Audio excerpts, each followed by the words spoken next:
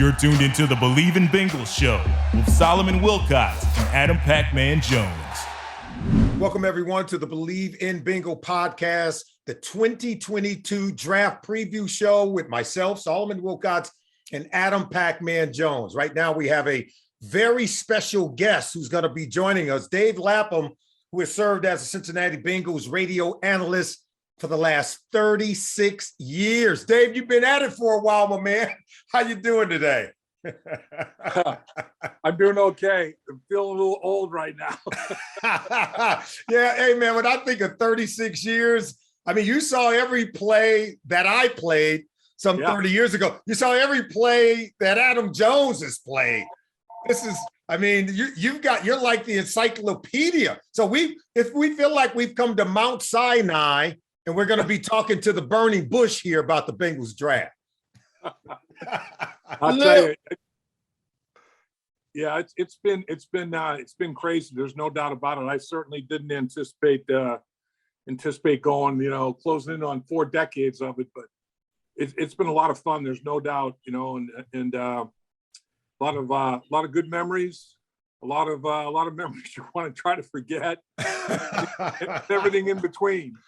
You gotta be good though, because I just reflected when you just popped on the screen, and I was just like, dang, I remember some of those conversations that we used to have in the locker room, and it couldn't be a better time to be a Bengals reporter, a Bengals ex-player.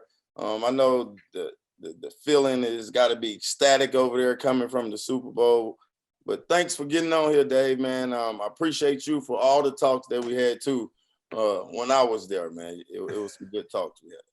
Well, I appreciate both you guys, not only as outstanding football players, but special people as well. And that's the thing I think that as much as anything, almost anything you do, it's all about relationships, and just being able to meet so many people, from all walks of life for so many years. That's been the biggest thing I think I take away from it is, boy, you meet so many different people. That's the big thing. Well, you've known us all since we were baby Bengals. So and hey, look, this team, Dave, better than anyone. And as we approach this year's draft, I just think back, the Bengals have spent $100 million in free agency in each of the last 3 years. Just having that come out of my mouth seems very foreign because that's not something we're accustomed to in Cincinnati, but they're all in with this football team. So let's start with maybe you helping us out with understanding exactly what their needs are going into this draft after having already done a lot in free agency. Yeah, Solly, I think that's the thing. It's, you go and you need to address the offensive line. You don't have to be a football Einstein to realize that was their weak spot, from a position group standpoint. Needed to upgrade the offensive line because Joe Burrow started rewriting the Bengals record book in spite of being sacked 70 times in the regular season and the postseason. So, as a former lineman, I'm thinking, man, we can, cut that down to like 45. Sure, he's going to rewrite the whole record book. It's amazing what he might be able to do. And, and make a little bit more space for Joe Mixon to be able to run the football. And now defenses have a problem. It's like, what do you do? Do you load the box? Now Joe Burrow will take advantage of that. Do you empty the box? Well, Joe Mixon will take advantage of that. And that's what they could have with an offensive line that operated a little bit better efficiency. And they signed 3 potential starters, I think they'd be disappointed if they don't start, that's for sure, in free agency. And Jonah Williams is going to, in my mind, be the guy to line up first at the left tackle position. And the only spot that's up for grabs right now is the left guard spot. And, that's not to say in the draft, if not necessarily the first round, but second, third, or fourth round, if the best player on the board is an interior offensive lineman, they may make a move there again. So I do think, though, what they did in free agency and also, signing a tight end in free agency, the loss of C.J. Uzomah was that hurt. But they signed one, and now it gives you flexibility. I mean, you can let your board talk to you. Whatever, you got the biggest need taken care of. I think at this point in time, it's like just let the board speak to you. And I think that's what they're doing now is they have their big board, 1 through 100 prospects, how they rate guys, and then they do it by position group, and then they do it by position group based on need. So they get kind of 3 boards that they juggle there a little bit, and so a lot of times if guys are pretty equal, if you have 3 or 4 guys and going into the draft on the 1 to 100 board, you had them all rated about the same. Then you go to your need board and they're all rated about the same area. You go with your biggest need, that's what they can do. Lap, with that being said, how you said, if you're on this 100 board, all right, so we know we need a cornerback. We know we need a punt returner too. So can you still go? I can't go no more, man. I can't go no more. Mentally, I can't go no more, Dave. When we had Duke on here the other day, he said, "Hey, Adam, you ready to come back and be the punt returner?" And I had to turn it down, man. My days are over with. My days on the other side. But if we can fill the cornerback job, I'm saying even at 31 or either right up under that, it's a lot of guys that's sticking out. It's 3 of them that really stick out, but the first one that stick out is Marcus Jones from Houston. He's a pretty decent corner, but he's a hell of a return man. So what is the prototype I think I know an idea what Darren wants. He wants fast, relentless, smart, but I'm trying to figure out this year our return game was really bad. And we could use some corners. So what do you think? The prototype is the guys there at 31 or should we wait to the second round? Yeah, I mean, I think if you feel like you get to that spot and boy, we got an edge rush guy, we have a corner, and we got, I don't know, whatever the third spot. In my opinion, this draft, it's kind of an odd draft because I don't think there's any number 1 guy overall, never mind number 1 guy by position, It's like, there's conversation, who's the number 1 pick in the draft this year? That's not a foregone conclusion. Who's the number 1 corner? Who's the number 1 this? Who's the number 1 that? It's still up for debate. So, I think, and Darren Simmons, I think, is going to have a big say, as he does every year in rounds where you've got to factor in, okay, this guy might not be necessarily a starter.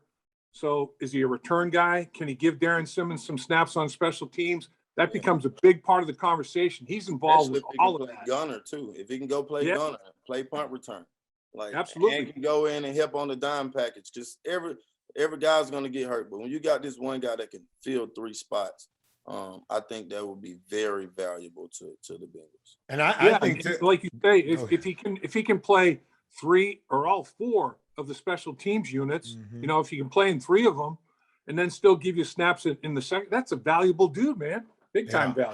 And Dave, I think to Adam's point, even if you just go back to the Super Bowl, we know the offensive line was a critical area where we had to improve.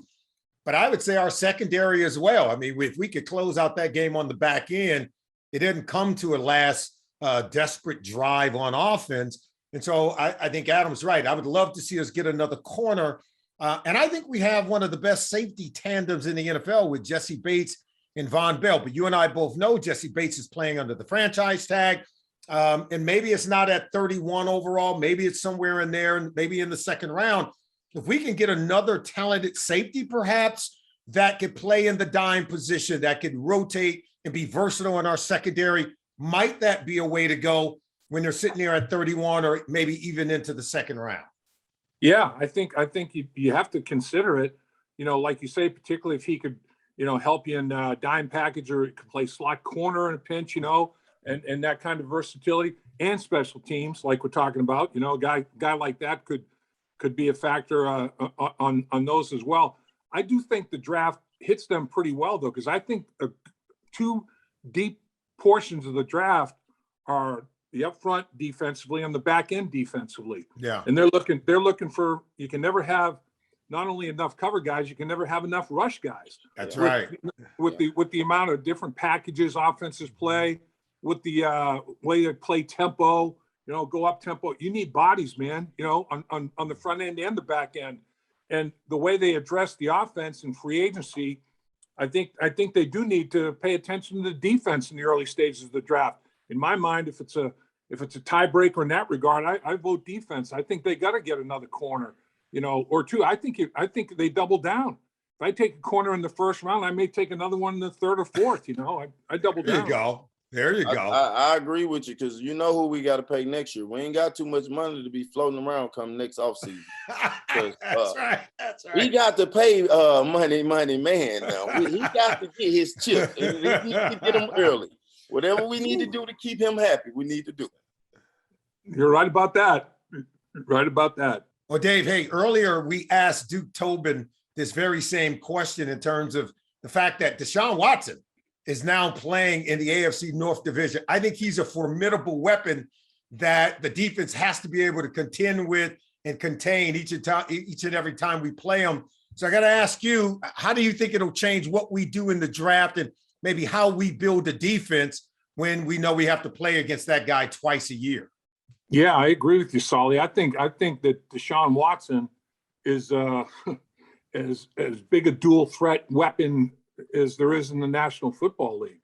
I think one thing that Lou Anarumo does with the way he builds his defense is position versatility and being able to play with your hand in the dirt or up in a 2-point stance. Even like a guy like Sam Hubbard. I mean, he was having Sam Hubbard playing linebacker against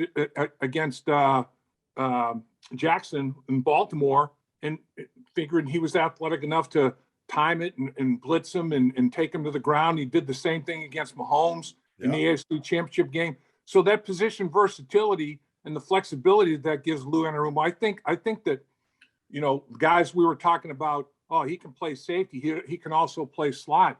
Well, if you slot corner can blitz like Hilton, that's a factor. All these different components. So you don't have to necessarily substitute to give totally different looks. You can give different looks to a guy like Deshaun Watson without having to, bring in different personnel because you have that position versatility because of the athleticism.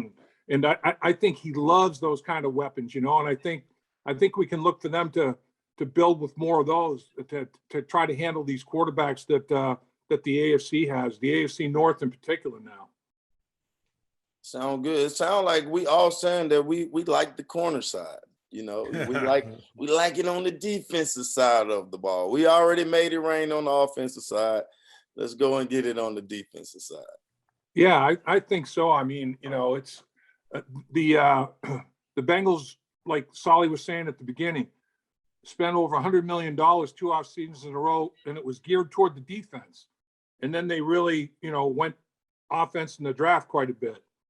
And then this year, it was just the reverse. It should be the reverse. They gave a lot of money to the offensive line, tight end. Now take care of the defense in the draft. I think the worm will turn a little bit and maybe spend some picks on young defensive players and let those guys develop and mature and have some depth to that side of the football as well.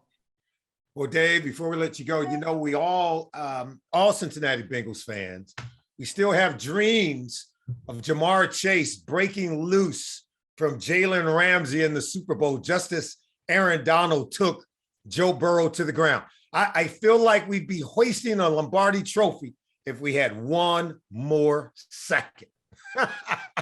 I hear you, Solly. And the thing, as a lineman, I was watching that up front, and they had a slide protection. They had the perfect call. They did. To take care of Aaron Donald. And Aaron Donald still beat the guard to the outside shoulder. In the center. When you got center coming that way to help you, overset. Don't let him beat you outside. Beat him outside and put the pressure on him. Like, oh my gosh. Had the perfect protection called. Sometimes that just tells you that coaches will be the first to tell you, great players make me a better coach, man. Every time. Aaron Donald's a great player. He makes great defensive coaches now, I'm telling you. That's right. Well, Dave, hey, thank you for taking the time to join us on the Believe in Bengal podcast. You certainly made it worth our while.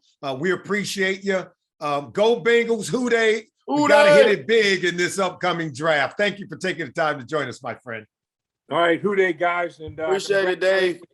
Congratulations on not only your football career, but what you guys are doing now. It's great. Appreciate you, man. Appreciate you, Dave. Thank you very much, sir.